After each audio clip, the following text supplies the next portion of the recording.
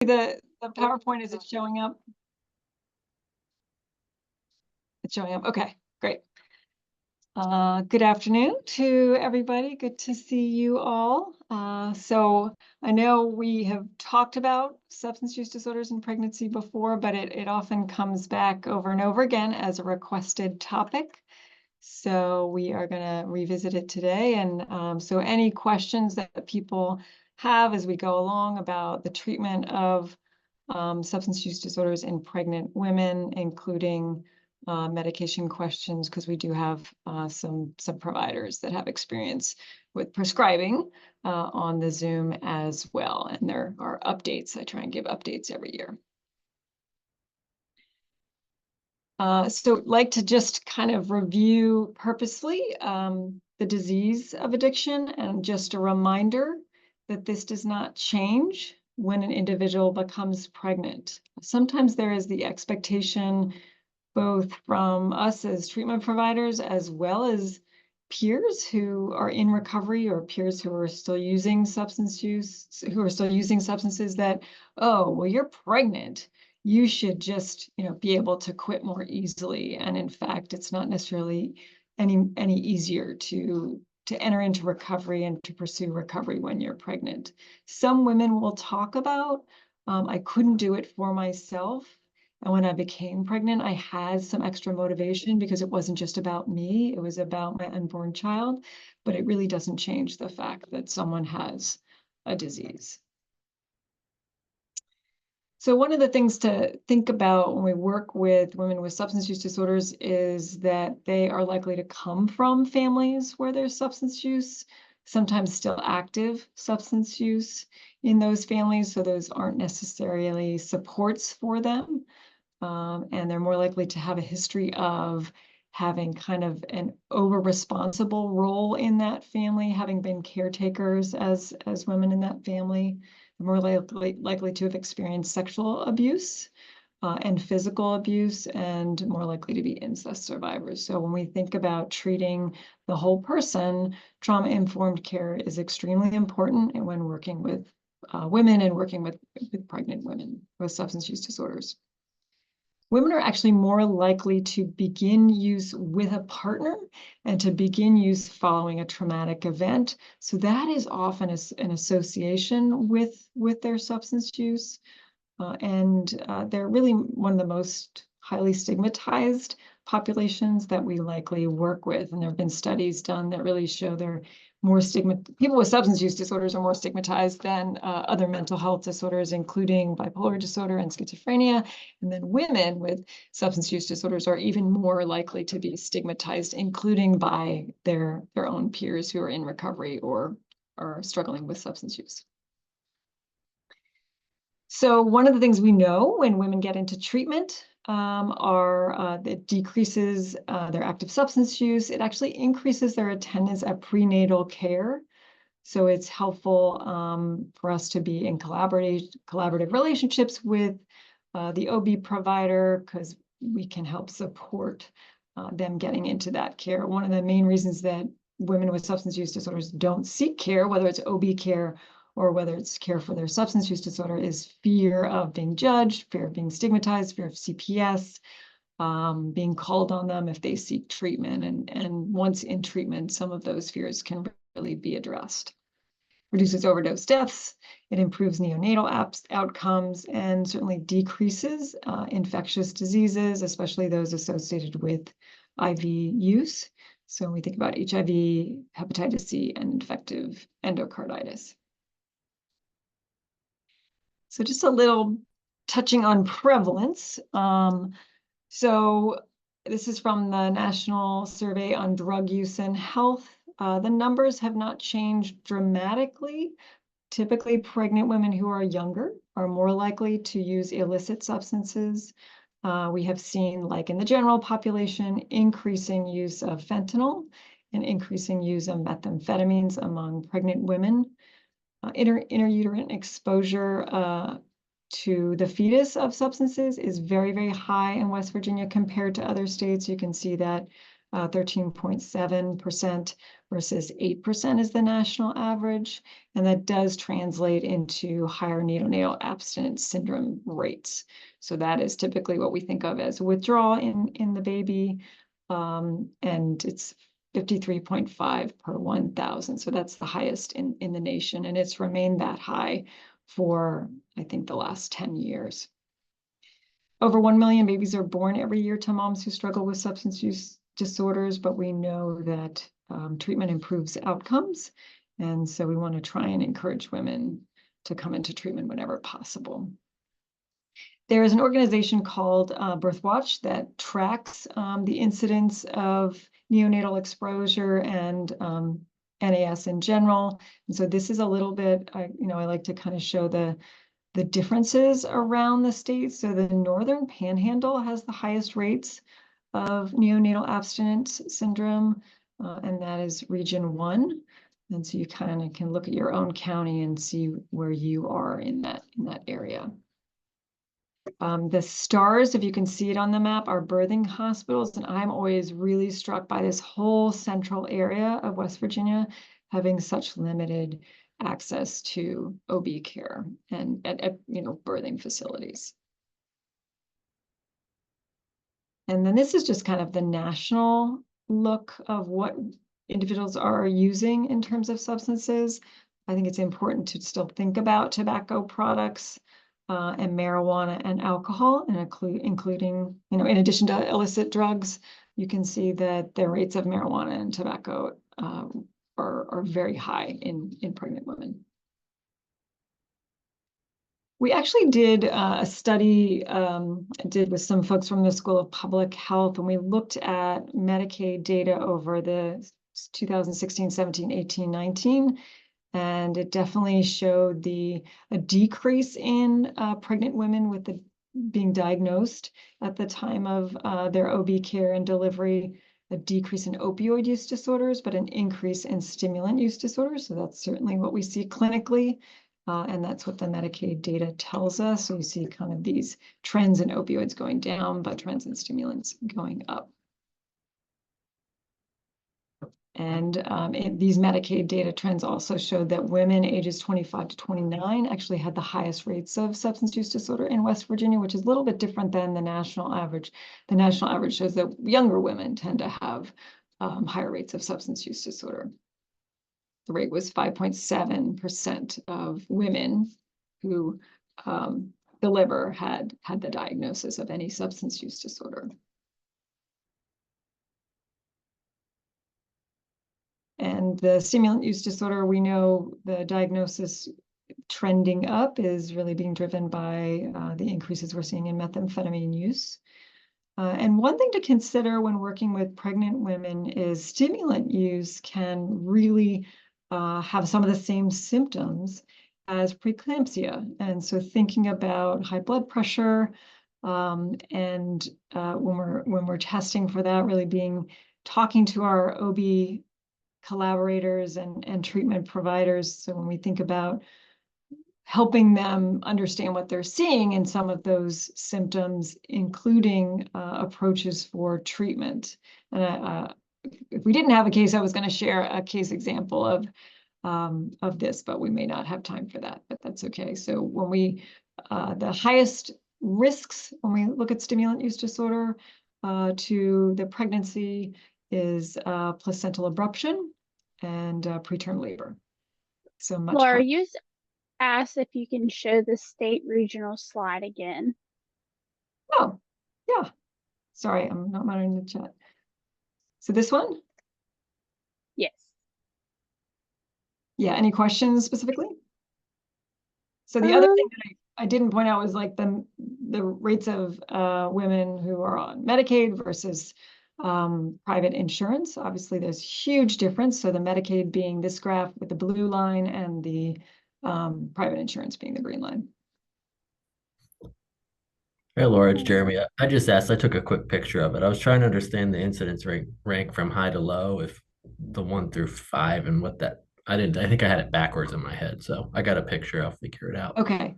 Yeah, and if you want to look up the article, Umer is and the references are at the end, and you'll get these slides. So this is the article. She does a ton of research in this area. So whatever her latest, I'm sure she's published since 2021 on the incidents in West Virginia. She does all of the studies using the Project Watch data.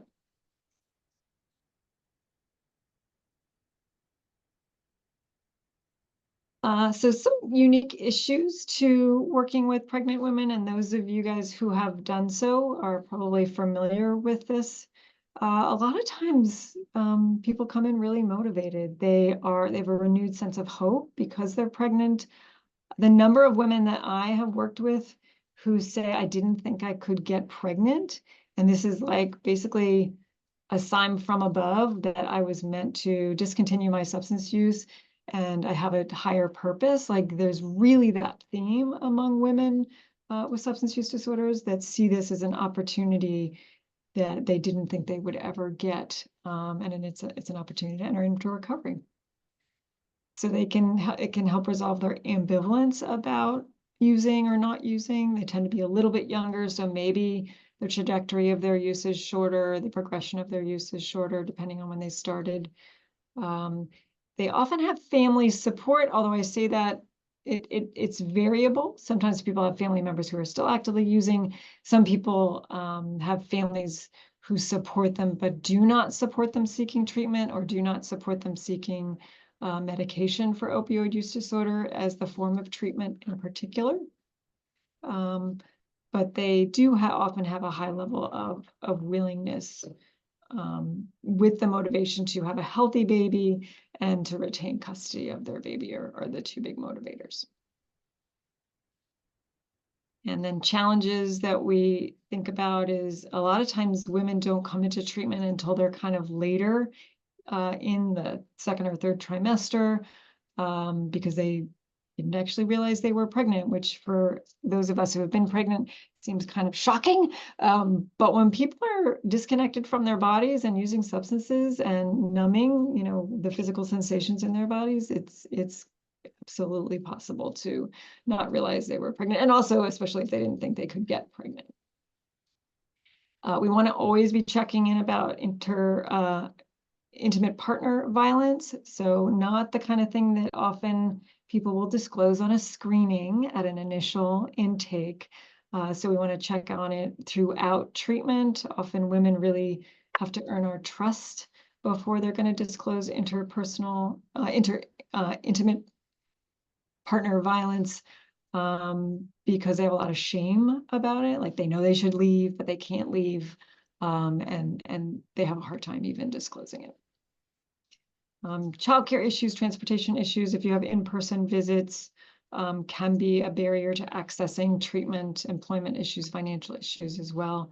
So when we've done a couple of surveys with our individuals with substance use disorder in our pregnancy program, and number one barrier to treatment is stigma, and the number two barrier to treatment is fear of CPS being called when they come in for their intake or when they show up for their OB visit. And if they have other children, the fear that their children will be taken away. So really thinking carefully about how we approach that and how we talk about CPS is important. Because it is always on their minds, even if they're not saying it is. They're higher risk for medical complications, certainly fear of neonatal abstinence syndrome, and they often experience high levels of stigma in the community and by healthcare providers, unfortunately, as well as by their family or other individuals in treatment for substance use disorders.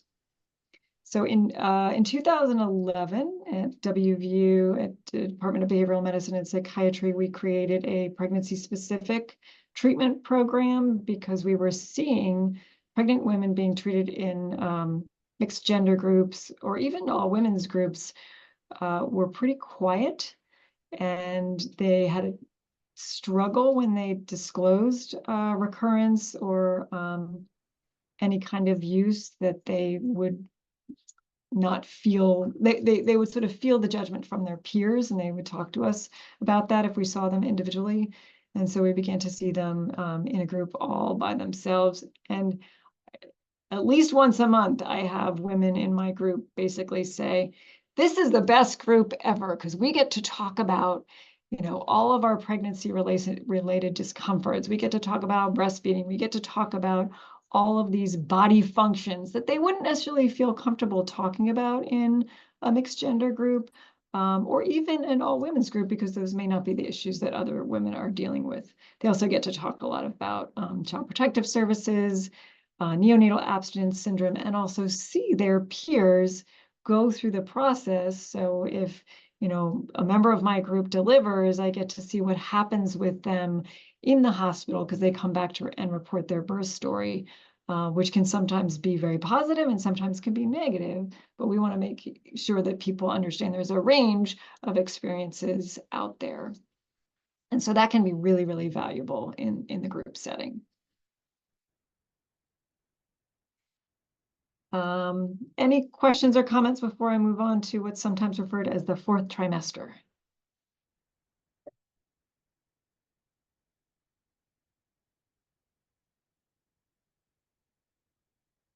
So this is after the baby comes. Sometimes there's so much focus on the pregnancy phase and the first 3 trimesters and what's happening that we're like, oh, okay, well, that's over now. Oftentimes the fourth trimester or postpartum period is actually incredibly stressful and a huge transition for women who've just given birth. So the risk of relapse absolutely goes up. The risk of dropping out of treatment goes up, because the primary reason for coming into treatment may have been that they wanted to make sure their pregnancy was healthy and safe. Increases in anxiety and depression, and individuals with substance use disorders are at higher risk for having postpartum anxiety and depression. Sometimes there's negative family interactions. Sometimes people are living in multi-generational households where that is stressful, to have your mother or your mother-in-law telling you what you're supposed to be doing with your baby.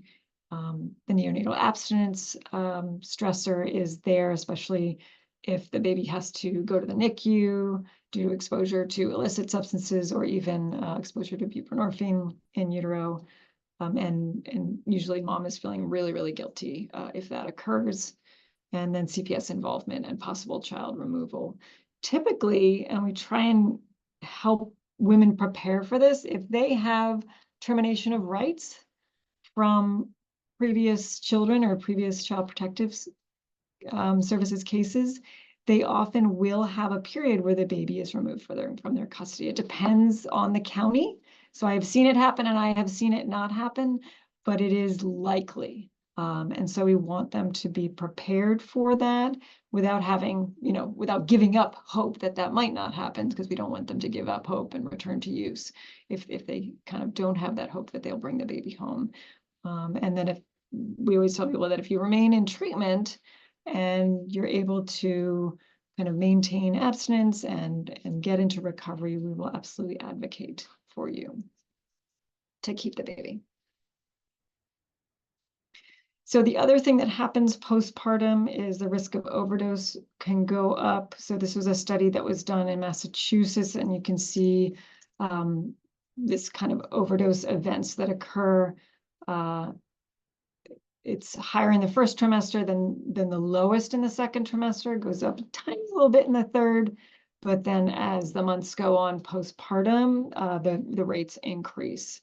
So we want to really be vigilant after the mom gives birth. So you guys probably know in general what the treatment options are, because they're very similar to people who are not pregnant. Certainly detox is not recommended in pregnant individuals. It's not that it can't be done. It's not that the fetus can't be monitored and the baby can't be kept safe. It's because the rates of relapse following detox are very, very high. And it's actually that cycle of intoxication and withdrawal that are the most damaging to the developing fetus. So we want to actually make sure we're retaining people in treatment for the duration of their pregnancy as well as postpartum. So residential treatment is often recommended, as well as outpatient treatment and medication for opioid use disorder if they have opioid use disorder.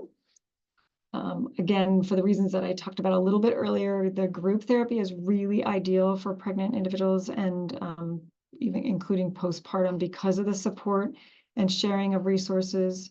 So often women are talking about, what cream works best for diaper rash, and so they share all kinds of information and resources following the delivery as well as during pregnancy. And they really care for each other. They want to hear what happens during the birth in a way that, other people, if they're in a mixed group, might not be that interested in. So CBT, DBT, contingency management, relapse prevention, and motivational interviewing are typically kind of the psychosocial treatments that we use. And then always using a trauma-informed approach. I basically assume that if I am working with a pregnant woman with substance use disorder, that she has a history of some kind of physical or sexual trauma in her past. We've done studies of ACEs in our COAT groups, and I think for women in our COAT group specifically, all women, not just pregnant women, the average ACE score is something like 4.5. And the number of women who had sexual trauma before the age of 18 was very, very high, much higher than the national average. So common treatment themes that come out in the psychosocial treatment are domestic violence and relationship problems with partners, whether it involved domestic violence specifically or not. Those are very, very common as people navigate recovery and transition from active use into recovery. Trauma, physical trauma, sexual trauma, or growing up in households where they were exposed to substance use as children. We just got a new member of our pregnancy group, and she literally in her second group disclosed to the group that the way she was exposed to substances was that her mom used, and when she was 12, her mom had her smoke this thing that she thought was, some kind of THC, and it ended up being fentanyl.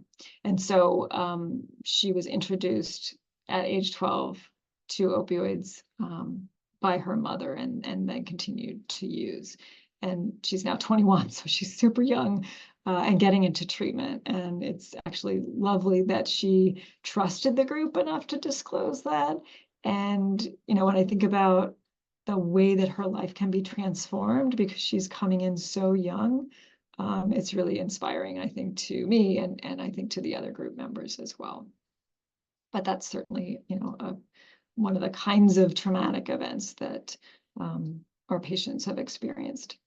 CPS issues, the other thing we talk about the removal of a child as a traumatic event. And so when someone gets pregnant again and has had the experience of child removal, they get very, very activated in the memories of those traumas. So I have another member of the group who just came in recently, and she's had 2 of her other children removed previously because of domestic violence and because of substance use in the home, and she was not able to leave that relationship.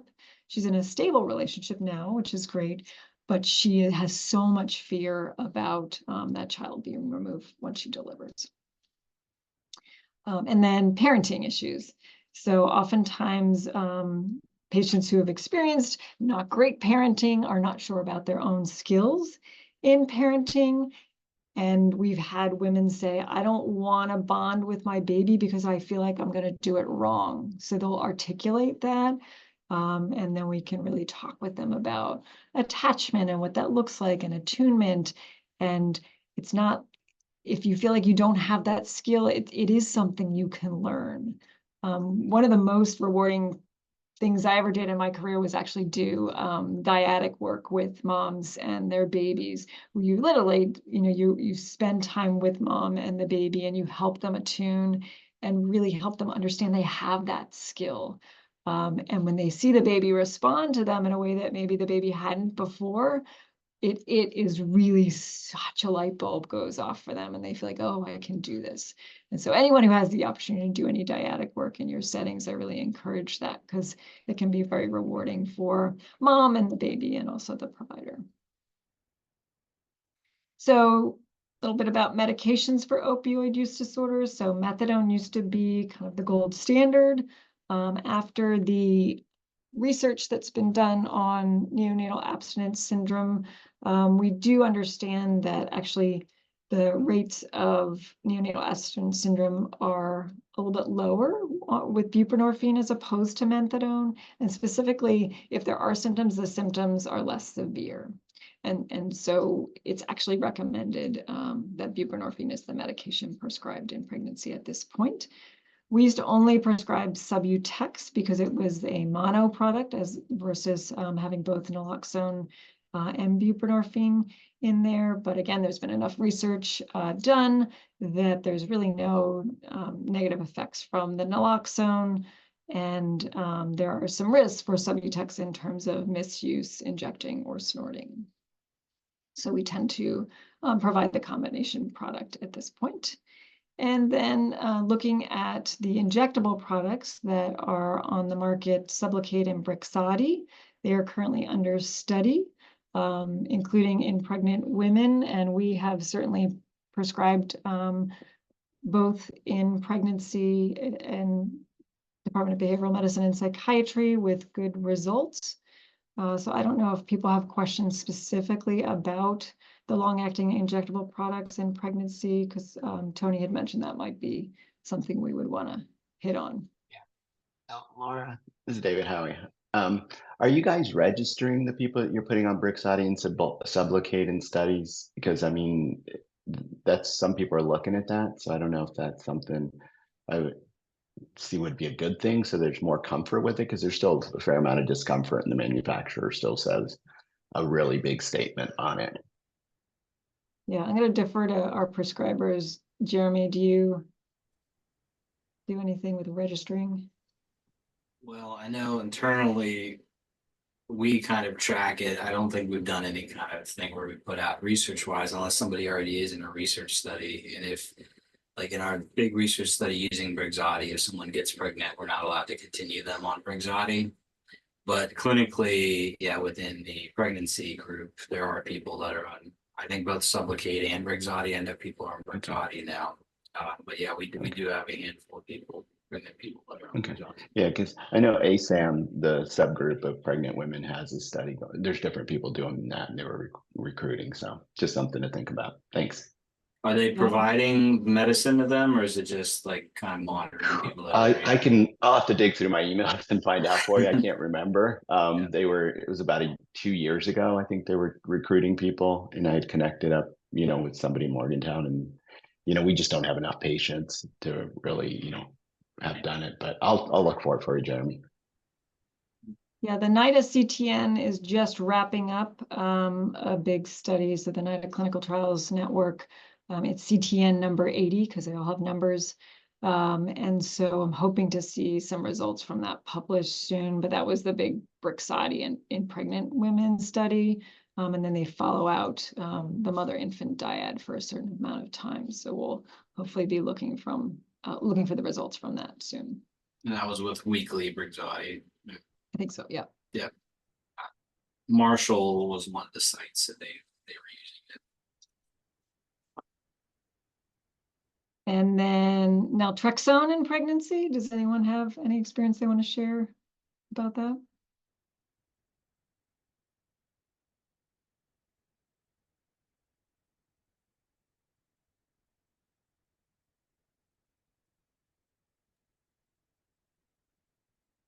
I can say that personally, I've done it, but only on people that came in on naltrexone already. So I've never started anyone on naltrexone while they were pregnant, but I've had at least one individual I can think of off the top of my head, maybe two, that came in on naltrexone, wanted to stick with naltrexone, and that was decided rather than trying to switch them over to Bug or methadone. So it certainly can be done. Keep in mind, I guess one of the things, if we're talking about shots for pregnant women, is if you're giving Sublocade, it's of course an abdominal injection. So people get a little freaked out trying to give a shot to a gravid belly. Brixadi, you have other options. Vivitrol, of course, is not given anywhere. So it's, I mean, it's kind of easier to give, but there's nothing, it's certainly doable. Yeah, said Thanks, about pain and pregnancy. I will say with the pregnancy, if you're doing a C-section, the spinal, it's if someone gets a spinal, the presence of naloxone, I don't think is going to really, or naltrexone, not going to interfere with the spinal, right, Kyle? But potential other pain, that would be an issue. Yeah, we've not had any problem with our Suboxone patients with their pain management, and most of them actually go home on ibuprofen and with occasionally 2 milligrams of buprenorphine for 1 to 3 days, but even that's pretty rare now. So Kyle, Bold commented in the chat and said could have issues with pain control after C-section with naltrexone. Yeah, that's what Dr. Baltiera just addressed, Okay. is typically ibuprofen or some additional oral buprenorphine. That's what we do at WV Medicine as well. If they're on naltrexone, David, are you saying naltrexone? Or are you saying No, somebody's on Suboxone. Yeah, I've only had one Sublocade. patient that, yeah, I had one patient on Sublocade and, obviously Suboxone, but Oh, I'm sorry, the I misunderstood. naltrexone would be a blockage. Sorry. Yeah, no. Yes. Yeah, that would be a potential concern of the naltrexone, I think, if they needed a section. Yeah. If they didn't, it's not much. So, I mean, it begs the question, do you really want to use a opioid after a C-section in like post-op discharging someone who has a serious opioid problem? It can be, that can be tricky. Yeah. So they may not want it either, for that matter, if they're Right. already committed to naltrexone. Yeah.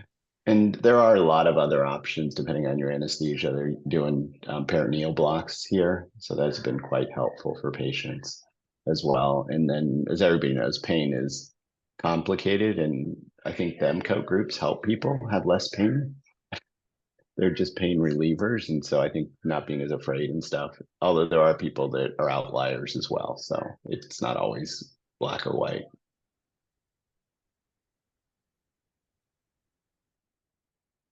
Thanks.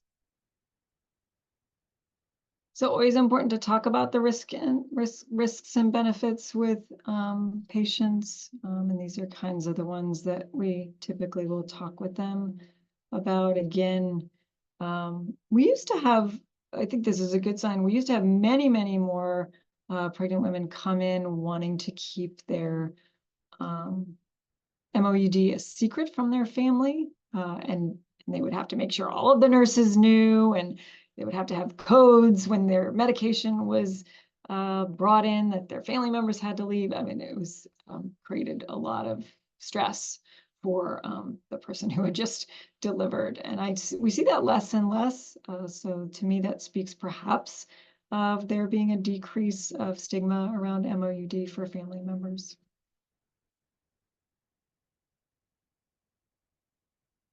But neonatal abstinence syndrome continues to be a big concern of patients, understandably. So I do like to touch on relapse a little bit because, or recurrence, one of the things that sometimes there's this increase of anxiety when an individual who's pregnant has a recurrence of use, and just a reminder of like what it means. We usually encourage people to figure out what can be learned from a relapse or a recurrence, and to treat it as such rather than a failure or some kind of deficiency or a sign that they don't really care, those kinds of things that get talked about. Cross addiction is important to take a look at when people are engaging in other kinds of addictive behaviors or using other kinds of substances that is not their substance of choice, can lead them back to their substance of choice. Awareness of triggers can certainly reduce that risk of relapse, and that's what we talk a lot about in groups and in individual treatment of co-occurring mental health disorders as a way to actually make sure people don't have the kinds of triggers that might be causing a recurrence. Again, trauma-related symptoms as well as mood-related symptoms with either medication that's appropriate in pregnancy or with psychosocial approaches. And then addressing relapse with acceptance and compassion reduces risk. So when we think about pregnant individuals and the importance of retention in treatment, we do not want to, and again, the Coke Clinic has evolved in the last 20 years where we used to discharge people for relapse, especially with pregnant women. We try and do everything we can to retain them in treatment, even if they are struggling with relapse. Typically, what we see is people are struggling with recurrence or relapse on other substances, not opioids, because the buprenorphine usually holds them pretty well from any cravings or withdrawal related to opioids. Just a note about breastfeeding. There's a lot of misinformation about breastfeeding, and specifically breastfeeding for individuals who are on medication for opioid use disorder. So it is absolutely encouraged, including for individuals on medication for opioid use disorder, that they breastfeed if they would like to. The research has shown breastfeeding improves all kinds of outcomes for neonates, including reduction of symptoms of neonatal abstinence syndrome. The amount of breast milk, the amount of medication that babies get in breast milk is super, super small. So while there might be some minimal effect with regard to NAS, that's probably not really the mechanism of action. It's really the skin-to-skin contact, the bonding, and the soothing that they experience when breastfeeding, and certainly the benefits of breast milk itself.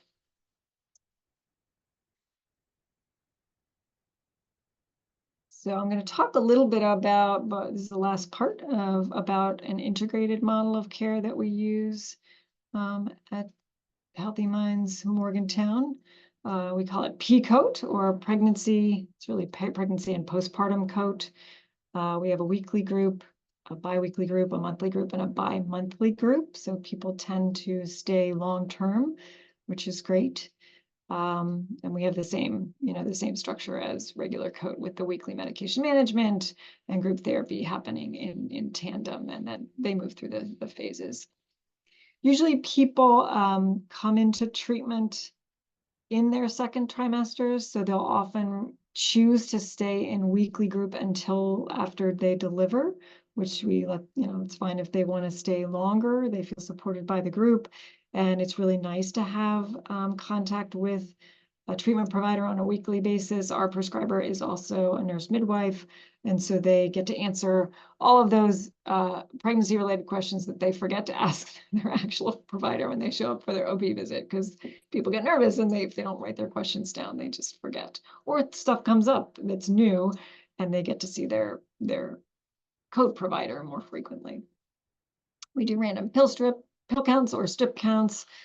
We also have a peer recovery support specialist in our groups, and we talk about birth control all the time, because that's the best time to talk about it. If people are already pregnant, they're often thinking, oh my God, I do not want to do this again if it's an uncomfortable pregnancy. Plus, sometimes they can receive long-acting birth control at the time of delivery, which is really important for them to be talking with their provider about before they deliver, including tubal ligation that can be kind of arranged in advance, but it has to be done in advance, or IUDs and other kinds of birth control.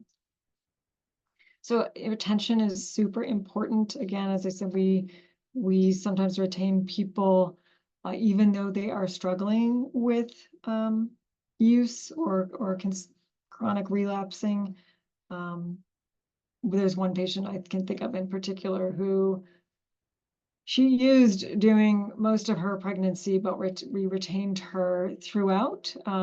She was actually hospitalized here with preeclampsia, which I think was substance induced, and she had a terrible experience in the hospital, but they wouldn't let her go to a they wouldn't let her go to residential treatment, even though she probably would have received better care there for her substance use disorder because of the risk related to the preeclampsia symptoms. So it was really tough for her, and I'm happy to say she's now in the monthly group, and she got her child back, and she has remained sober since she delivered.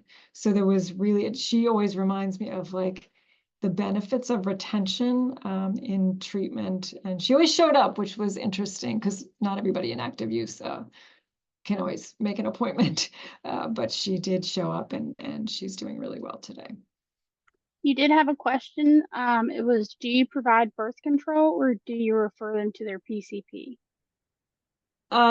So because our nurse midwife is the prescriber, she's comfortable prescribing, say, oral birth control. Obviously, she cannot insert an IUD on a televisit. So we do have to refer women to see a provider in their community, because if it's, kind of a procedural birth control. But it would be great if all prescribers were comfortable prescribing birth control, but office visits are required for some. I know that we've done various studies here where we've had people come to the DDU, and didn't Kelly Lemon come to the DDU and do some birth control stuff? Yeah, so we used to, when people got admitted, she would come over and give them IUDs while they were in like doing detox or whatever. It's pretty neat. Yeah, but it can, because of hospital issues, it can be challenging to negotiate the systems to do that. We also did an experiment where we tried to have people's visits for their OB or for their birth control on the same day as their coat visits. That was not as robust. It was only really a 30% show rate. That, like, literally the appointments were on the same day, and we had a student like walk them from one building to the other to their birth control visit, but it was not a great show rate, unfortunately. So co-located care is probably the best way to go, so that people don't have to change buildings or even change providers whenever possible. And sometimes primary care settings or OB care settings, the OB care settings that will also do MOUD, are set up the best to do that. Laura, we only have a few more minutes, and I'm gonna have to give just a few minutes for so we can go over the case. Yeah, I think we're good then. We can move to the case. All right, my apologies. No, it's fine. All right, so we have our case. Let me stop sharing here. It was submitted by Adina Bowe. I am going to go ahead and